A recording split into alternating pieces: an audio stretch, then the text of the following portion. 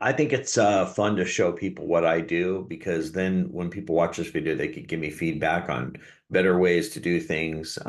I just am jumping into animation and it's one of those areas that I find to be so fun that I'm going to do what I want, figure it out. So this is a great example. I picked this character from the store. I've had her for a while. I just love the way she looks. And then when I moved her around, I noticed how well the curves are in her hair, so she moves really, really well when she talks. You Ralph, I have your computer right here. see how her Just tell. hair jiggles. So I thought that was great. I think it's also important to note that when I purchased her, one of the things I do with characters just to make them feel like they're my own is I always try to SVG change the color. And I did that with her, and I spent a lot of time, believe it or not, changing her color even though it doesn't look that different, I changed her hair color and I changed her outfit a little bit because I like to go in my direction. And I went even as far with this character is to look up color wheels and what colors matched with each other. I wanted to kind of make her outfit look a little less mustardy, a little more saturated, and I wanted her hair to be purple for whatever reason. So then I knew that I needed to have a couple, and I felt like she paired well with this dude. Also, uh, his name in the store is Barry.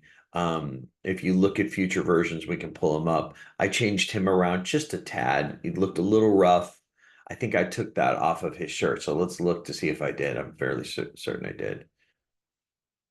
So you can see here, these are all of the full files I did. I'll show that to you on Explorer as well. Yeah, you see how I took him here?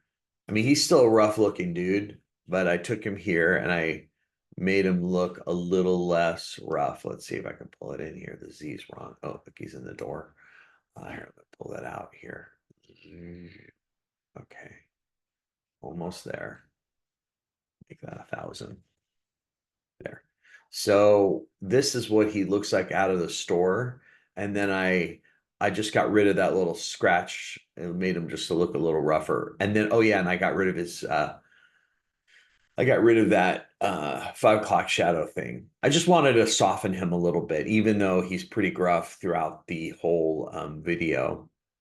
Then you can see here, these are the way I do it. I like to make small little clips in Cartoon Animator, not try to do, even though this is a 60-second video, not try to do all them at once because I could do really well in one piece and then make a mistake. And then I find it frustrates me with the whole thing. So if I do small pieces and then I put them together, my process was to do all the small pieces. Also, I placed characters on Cartoon Animator and let them move a little bit. And I picked some movements. I definitely have some custom movements as I feel like I'm fairly new at animating. So I err on the side of buying some animations. You can see here my animation. I mean, maybe everybody's is as full as mine, but mine is filled with actions. Now these characters took really well to action. So once I started that, it would make me see how they moved, and then I would start to add in voices, my own voice, of course, for all of these. I'll show you the program I used to put it all together, even though this is a cartoon animator piece. I think it just shows my style. Um, so if you look here, this is what I pieced them all together with. I have all the pieces of both voice and all the cartoon animator files that I put together. So this way I can make small changes to each one as I go along. I also had an issue with the voice where Ralph's voice sounded up and down. So I had to recreate Ralph's voice and add that in. But ultimately, I did a lot of work in lip syncing. I did buy that dog. Everything's Gary Pie.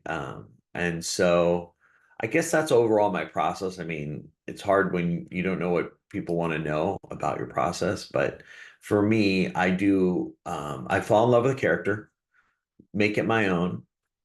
Love when you can change SVG because I think it makes it brilliantly different.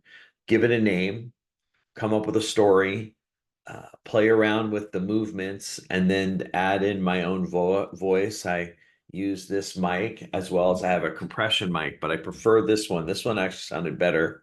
And then the easiest part for me is the story. The hardest part is to get the story that's in my head and get the characters to do it. So I hope to do more of these videos, meaning these work in progress videos, because that means that I'll have completed animation. What's the hardest part about creating animation? It's getting stuck, getting impatient, and then wanting to push it out before it's ready. That's probably my hardest part. Like I always go back and think, oh, I should have added blinks, or that arm movement didn't look perfect. I know that that happens with me, but I just get so frustrated because it takes so long. And that's why I've been doing shorts, because even a 60-second short takes me a long time, and I prefer to at least have a sense of accomplishment. I've only done one episode with another character because it just takes so long. And I have a full-time job. Maybe one day of cartoon animator one. Okay, bye. That was a joke about hiring.